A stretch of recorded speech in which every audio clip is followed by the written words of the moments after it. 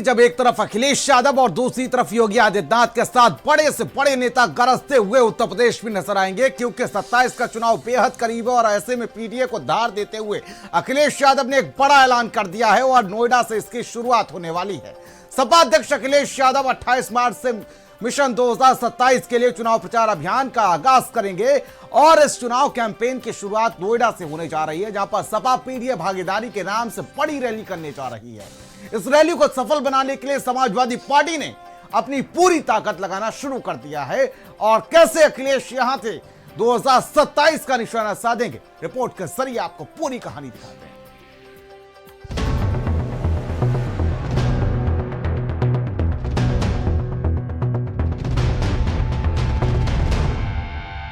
उत्तर प्रदेश की सियासत में अब इंतजार नहीं, अब ऐलान हो चुका है। 2027 विधानसभा चुनाव का बिगुल बजने वाला है और इसकी पहली गूंज उठेगी नोएडा से।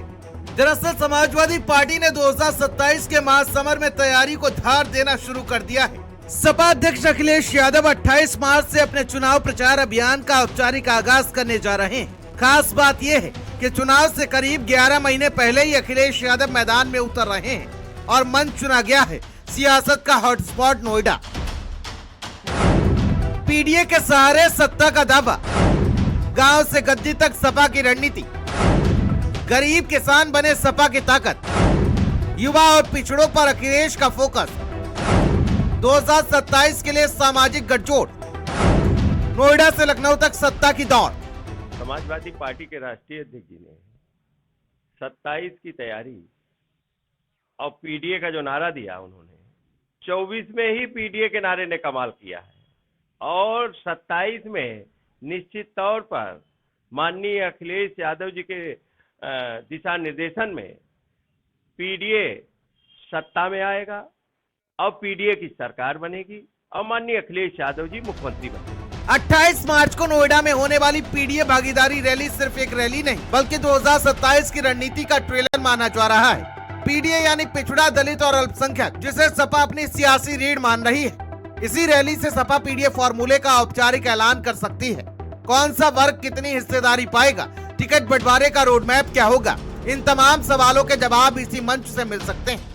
समाजवादी पार्टी 2027 विधानसभा चुनावों को लेकर उसके जो कैंपेन की शुरुआत है वो गौतम बुद्ध नगर से करने जा रही है। 28 मार्च को पहली रैली यहां पर उसका आयोजन करेंगे अखिलेश यादव, क्योंकि 2012 में जब यहां से साइकिल रैली गौतम बुद्ध नगर से स्टार्ट करी गई थी तो पूर्ण बहुमत की सरकार समाजवादी पार्टी की यहां पर बनी थी उत्तर प्रदेश में। अब जिस तरीके से पिछले 2024 में जिस तरह लोकसभा में एक भारी तादाद में एमपी चुन के आए, तो अब दिमाग में कहीं ना कहीं समाजवादी पार्टी के चल रहा है कि अब साधा जाए पश्चिमी उत्तर प्रदेश को। पश्चिमी उत्तर प्रदेश जाट बाहुल क्षेत्र है, गुजर बाहुल क्षेत्र है, मुस्लिम बाहुल क्षेत्र है और इन वोटों को साधने के लिए 2012 की पुनरावृत्ति करने के लिए, दोहराने के लिए इस बार फिर से गौतम बुद्ध नगर से ही स्टार्ट होने जा रही है 2027 विधानसभा चुनावों की जो चुनावी कैंपेन है वो 28 मार्च को यहां से शुरू करी जाएगी। उत्तर प्रदेश में 2027 की सियासी जंग को लेकर बीजेपी भी पूरी ताकत और एक्शन मोड में।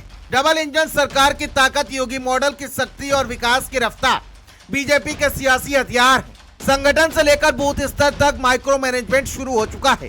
लाभार्थी वर्ग, कानून व्यवस्था और राष्ट्रवाद को चुनावी एजेंडे के केंद्र में रखा गया है। बीजेपी का दावा है 2027 में यूपी में सरकार तीसरी बार बनेगी और विपक्ष के हर सियासी दांव को बेअसर किया जाएगा। अखिलेश यादव जी अपने चुनावी कैंपेन की शुरुआत करने जा रहे हैं और शुरुआत के लिए भी दिन चुना है रामनवमी का। प्रभु राम में उनका विश्वास नहीं है, रामलला का दर्शन करने नहीं गए, लेकिन दिन रामनवमी का चुन करके किसको मूर्ख बनाने का प्रयास कर रहे हैं और शुरुआत भी नोएडा से कर रहे हैं। उसी नोएडा से जिस नोएडा को लेकर के उनके मन में ये अंधविश्वास था कि अगर नोएडा में रह जाएंगे तो नोएडा में रुकने से सत्ता चली जाती है, तो इस बार सत्ता पाने के लिए ये अंधविश्वास से समझौता कर बैठे हैं। रामलला का टोटका इस्तेमाल कर रहे हैं। आखिरकार ये जाति जाति खेलने वाले ये धर्म पर भी अब नए तरह का तुष्टीकरण करने लगे हैं।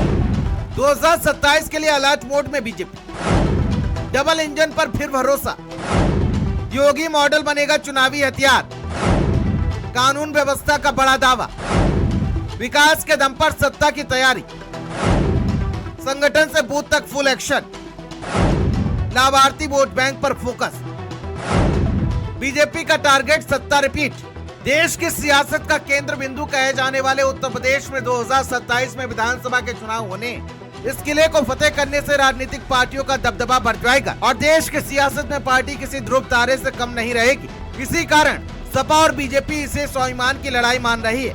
फिलहाल सियासत जारी है और सवाल है कि अब सपा का पीडीए फॉर्मूला बीजेपी के माइक्रो मैनेजमेंट को काट पाएगा या फिर यूपी की सत्ता पर बीजेपी का दबदबा बरकरार रहेगा। स्पेशल डेस्क, भारत समाचार।